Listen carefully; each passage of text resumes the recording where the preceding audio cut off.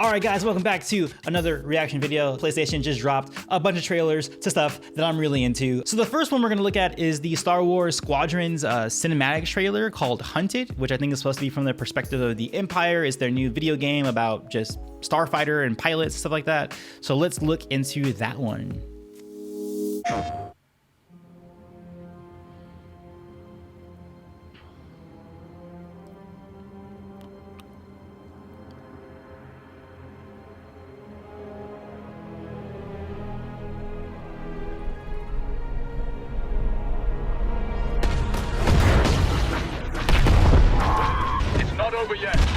Oh look, an actual Star War. There's one thing that EA does really well. It's their cinematics and graphics, man. Their production values are freaking stellar always. Return to the overseer for extraction. Sound design, visuals. Oh, he got left behind. Dang, bruh. Okay, cool narrative, good setup.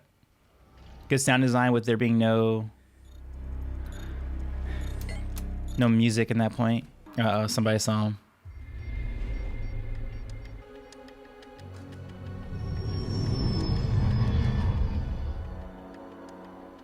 I wonder if this is the other playable character you play as, the one who's in the X-Wing right now. This seems kind of mean. The battle's over. Why are you gonna like attack this guy? Let him live.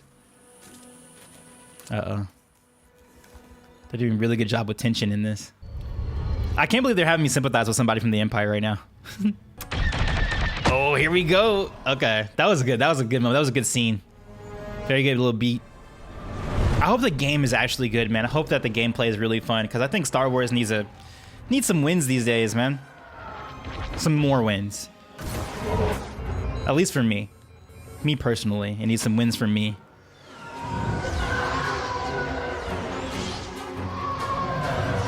Try spinning. That's a good trick. Wait, how did he do that? Did he hack into the missile? I'm confused on what just happened. Did he just hack the missile and made it go back? Is that like one of the abilities you can play with in the game? Dude, this chase through the clouds is really good. These clouds look real good too. It looks real, actually. It looks completely photoreal.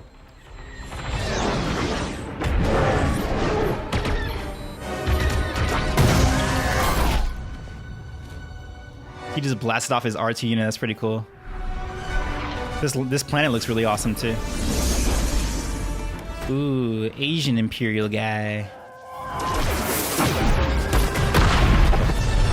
They're doing a really good job of that too, of putting different people of color in the Empire and also the Rebel Alliance too.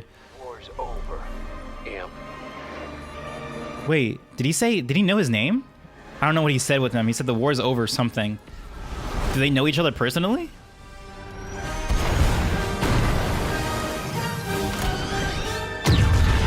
Did he just kill himself?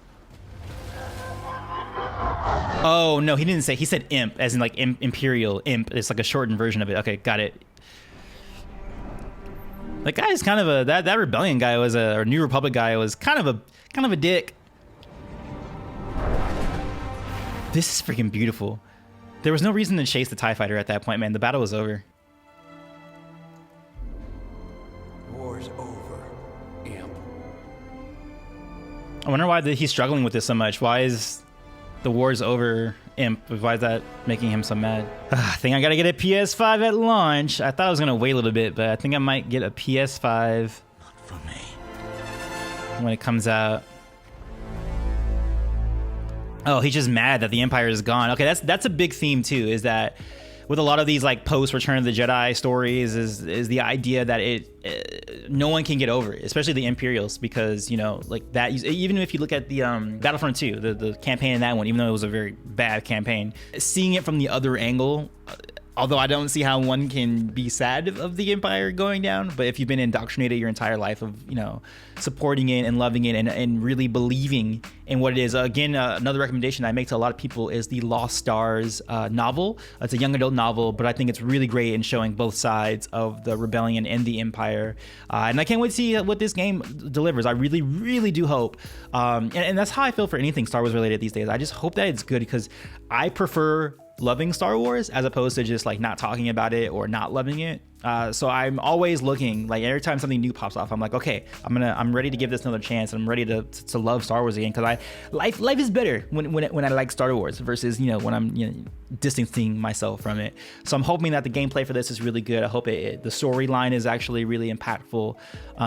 It seems like the storyline is doing what they were trying to do with Battlefront 2, and then they kind of like skated back on that, and that you were supposed to have the POV of an Imperial, but then of course Iden Versio and that story turned coat and went to the rebellion and the New Republic, and I kind of want to see like a full story of just a person being Imperial and not changing sides, and just seeing just that perspective all the way through, uncompromised. But that is it on this one. Let's get into the next trailer. I've been saying this for years, we should have a Harry Potter game Of Hogwarts. What is it gonna be? Oh, can we play Quidditch again? That would be great. Quidditch World Cup was great. Your own story to these hallowed halls, At the late 1800s, I'm down for that. and quite possibly shape the future of the Oh, is that what it was before the? Oh, no, that's the thresholds, because they could fly, obviously. Oh, this is gonna be cool. lifelong friends and grow into your own magical abilities. Yes, you can play Quidditch. I'm hoping. Brewing potions, taming fantastic beasts, That's smart. Having fantastic beasts is good. mastering spells. There is a larger world beyond these walls, You can go to Hogsmeade? filled with danger. Ooh, in 3.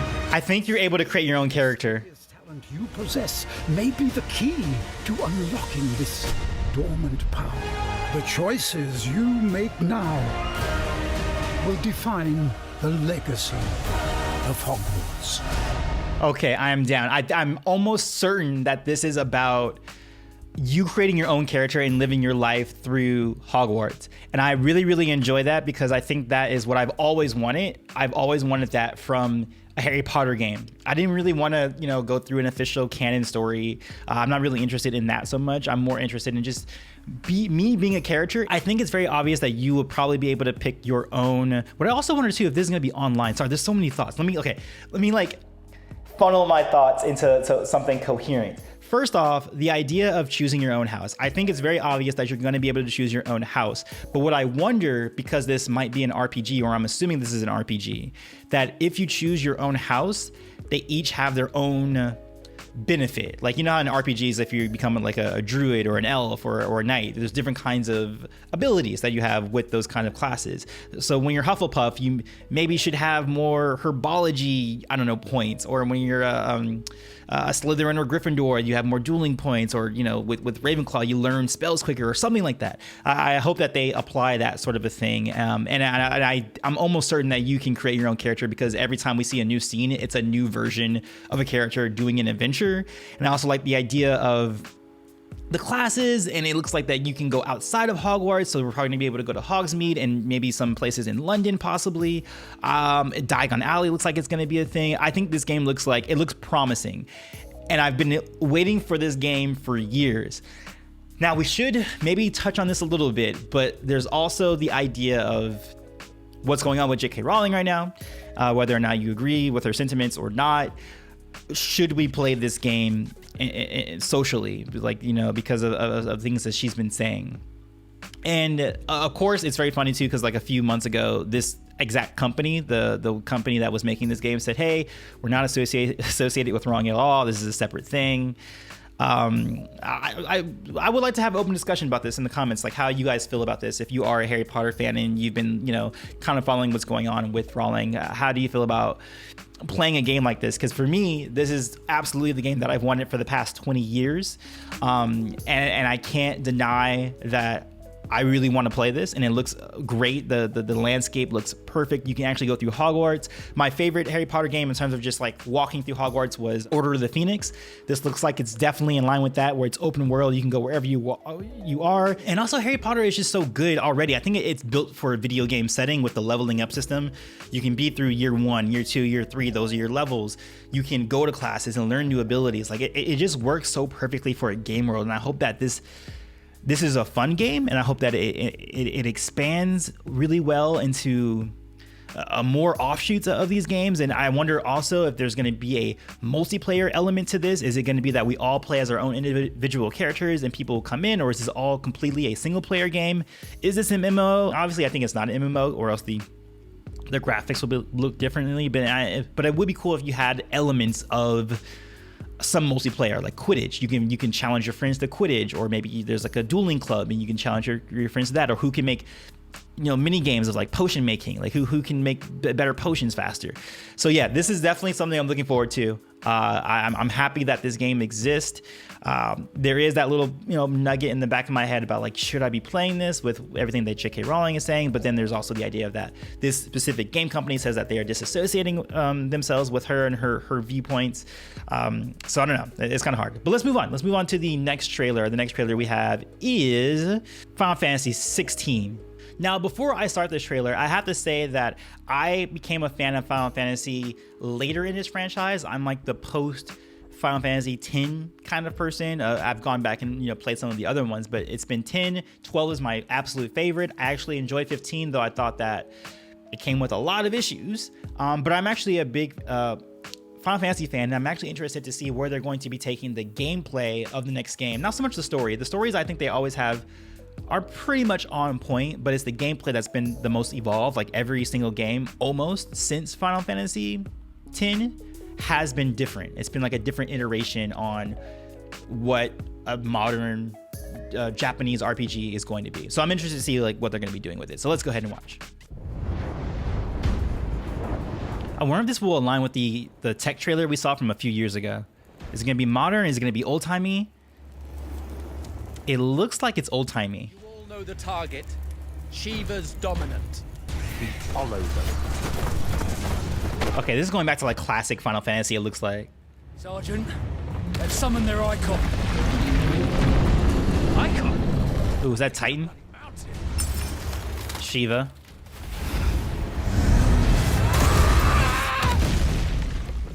Wait, what is this game? What is this? You should not be out of door. Oh, this feels like this is like directly taking from European Come, Joshua. kind of sensibilities. Expecting that. This is like Game of Thrones, but Final Fantasy. Joshua's shield. I'm sworn to protect him. Yeah, no one in here looks Japanese. They all look very European.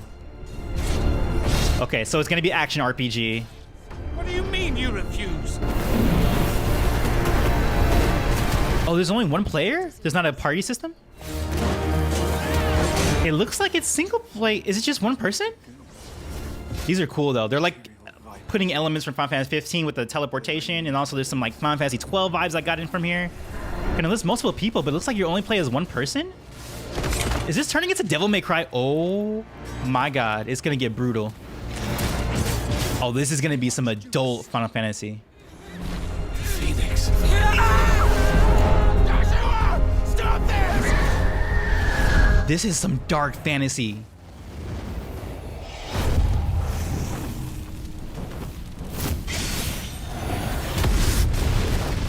Second icon of fire. But that's impossible. This could be kind of like Dragon Prince Final Fantasy a little bit. Ifrit. I'm so confused. Is there no more party system? Like, where's the party system?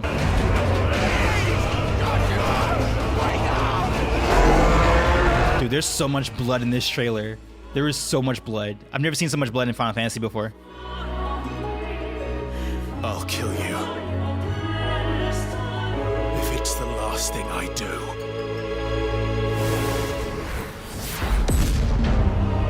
What is happening? I don't understand. This is so different.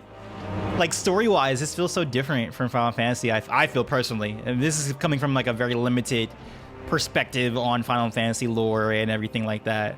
But okay, all right. What did we? Okay, so the main thing I wonder is because I saw absolutely no gameplay of a party system. It looks like it's all individual players, unless they're like not revealing that. Well, hold on, is this a multiplayer or this is? Oh no, there are party systems. Or is it, because it looks like those guys are just NPCs playing on the side. I don't know if those are actually part of your unit or not. It looks like that the gameplay is mostly being funneled through one person, though I did see multiple characters that you can control. So I really don't know what this. To me, it really felt like Devil May Cry. I'll admit, like with the comboing, you have a little bit of elements of like manifesting Phoenix powers. It looks like he's using, so you can manifest some of the Aeons or whatever they're calling them in this game. They always call them something different. The Titans or the Aeon, the gods or the whatever. Like they always have a different name for the summons that you get. But it looks like the summons are integrated slightly. Like this one guy has like this double fist going on, which is the Titan, I assume. Like I think that's the Titan that they're alluding to. And you can, instead of summoning them in like great big heaps, but maybe you can. Maybe there's like two forms. Like you can do the big manifestation of the summons, or you can do like little quick hits, like with this double fist or with the Phoenix thing. So the combat is the thing I'm most interested in. I want to figure out what's going on with that. But also this kind of European vibe of Final Fantasy. I kind of want to see what that's about too. I don't really have a lot to say about this one, except for I have a lot of questions about where this is headed. But it does look pretty good. The graphics look pretty stellar. It's awesome that they actually have a trailer for it. But I hope this isn't like one of those situations with Square Enix where they put out a trailer and they're actually not even done with the project. I hope that this is like a year out and not maybe like 2 years down the line or 5 years down the line, as is typical with Square Enix whenever they announce something. Okay, Final Fantasy 16. We'll see how this goes. I like how the top comment here goes like, did anyone understand what was happening in the trailer? Because I didn't. Yeah, in terms of story, I have no idea what's going on in terms of the storyline in this work. But it seems like it's going to be very lore based. It looks like it's very European centric. I see a lot of castles. Looks like you've got knights and that sort of a thing. The little child looks crazy. I don't know what's going on with that. I've got questions. All right, so the last one we have is going to be the Miles Morales trailer. So this one we have is going to actually be a gameplay demo, which is really dope because we saw a cinematic trailer before, but ooh, is that the symbol for something that's like PlayStation exclusive or made in-house? It's too cold to change out here. Oh, that's really intelligent. That's smart, because I'm late for Mom's rap. if you're outside, you're not going to change out of your Spider-Man outfit because, yeah, you'll be way too cold. I like that. I like that touch. It's a good detail. Everybody will be talking about Miles' lineup because he actually has a lineup now. Usually he just goes with a natural hairline. You got the house key? Yeah, I got it. I think I'm going to love this game already. I can already tell. Oh, is that Genki? Yeah, it is Genki. Come on. Freaking Homecoming stole him as Ned. I actually haven't played the first PlayStation 4 Spider-Man, so I have to do that first before I play this. Living in Harlem. Pop-up street fair, best food in the city. Oh, I didn't know that Miles lived in Harlem. This would be I great. don't know why it's in Brooklyn.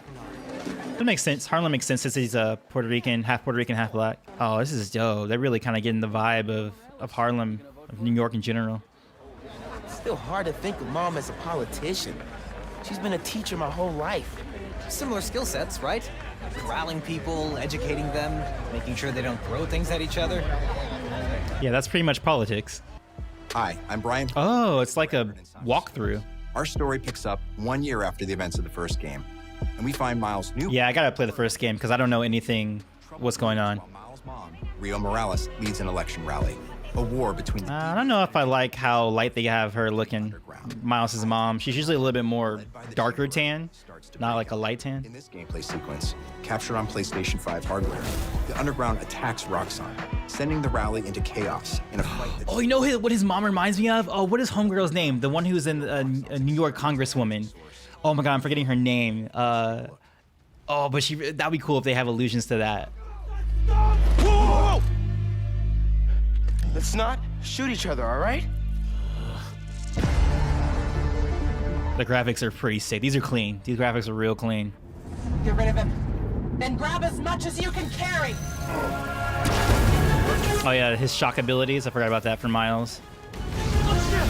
Makes him slightly different from Peter.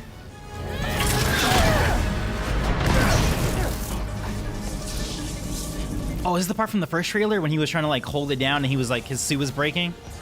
Oh no, not from the trailer. Never mind. Oh my goodness. That felt like a Vanguard from Mass Effect, the way he just like slammed into them. I have to stop this! You know what I like about the Spider-Man construct is that he's just a good guy. Whether we're talking about Miles or talking about Peter Parker, they're just good people, man. Like, even though he's like hitting people and stuff like that, it's not his first action. He doesn't want to do that. I want to bring that back. You know, I want to see more just heroes being heroes and being good people. Kind of over the anti-hero thing nowadays. People are trapped over there! Oh, this soundtrack too. This is a nice soundtrack. Where is he? Like, I feel like the music, I don't know if this is because it's being edited because this is a pre-recorded gameplay, but if the music really does tie in like it is right now with the gameplay, where the beat drops when you like hit somebody or you're going into a cinematic, this game's gonna be kind of lit. It's gonna be kind of lit.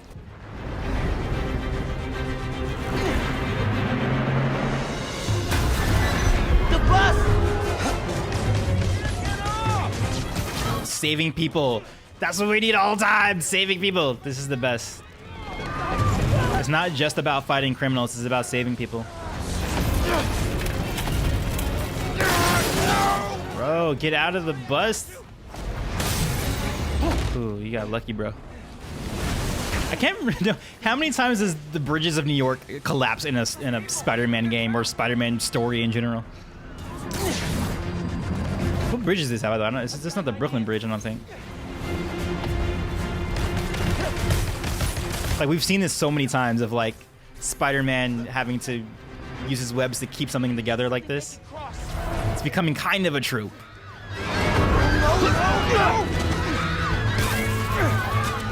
I can stop this! Like this imagery, this is totally Homecoming. Or not Homecoming, Far From Home? No, Homecoming. This is the complete imagery from Homecoming.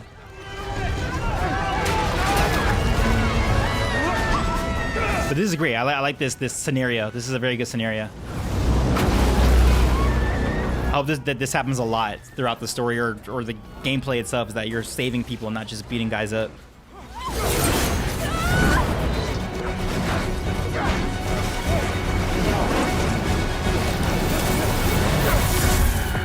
Okay, I'm down. I'm getting a PS5. I gotta play the first Spider-Man so I can understand what's going on with this game in the context of, you know, New York in terms of, you know, this. Oh, it's gonna be on PS4 as well. Maybe I don't have to buy a PS. They should have done that. They should have made this a PS5 exclusive, because maybe I don't have to buy a PS5 like right off the bat. Oh man. Okay, so this was a good reveal. The thing that I want the most, or I miss, or I hope that it gets announced, maybe, is I want a Mass Effect remaster on PS5. That would absolutely sell me. Although I think I'm already sold on PS5. I think I'm gonna try and get it at launch. But yeah, this was these PlayStation things are the greatest. I think the thing that I'm most excited for, in order, I will say, is the Harry Potter game will be tops for me. Squadrons could be very good, but it really, really is dependent on the gameplay and how well that's received by like the gaming community, because I know that a lot of it is going to be multiplayer based. So depends. I feel like a lot of times these Starfighter games don't do so well in multiplayer. They do well for like the first few months or whatever, but after that they kind of die off. So that one could be good. Miles Morales, I think, is something that I really am looking forward to as well. And then I think last would probably be Final Fantasy 16, because while it does look awesome, I still have a lot of questions about what it is. I would really miss the party system. I hope they're not doing away with the party system, because that's kind of, for me, the draw of Final Fantasy in general, and kind of the basis of Final Fantasy to me is that it's kind of like Dungeons and Dragons, where you put together a motley crew who don't necessarily, they wouldn't be together, but then they are. I don't want to miss that. I don't want to go to a Devil May Cry where it's just one guy, doing awesome stuff and beating each other up. But there seem to be some cool gameplay elements in there. So I'm definitely looking forward to a lot of this. It's gonna be a good year for a good opening year for PS5, I think. That's it. I'll see you guys on the next one. Let me know what you guys think in the comments below. What was your favorite reveal trailer that I talked about today? Which one are you looking forward to? And does this sell you on getting a PS5? Are you guys getting a PS5 this holiday season? Let me know in the comments below. And as always, peace, love, and remember, be water, my friends. May the force be with you. This is my favorite YouTube channel on the Citadel, and mischief managed.